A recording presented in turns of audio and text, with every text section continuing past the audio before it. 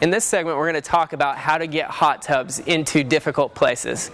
Most people think that because a spa is wide, they can't get it into their backyard.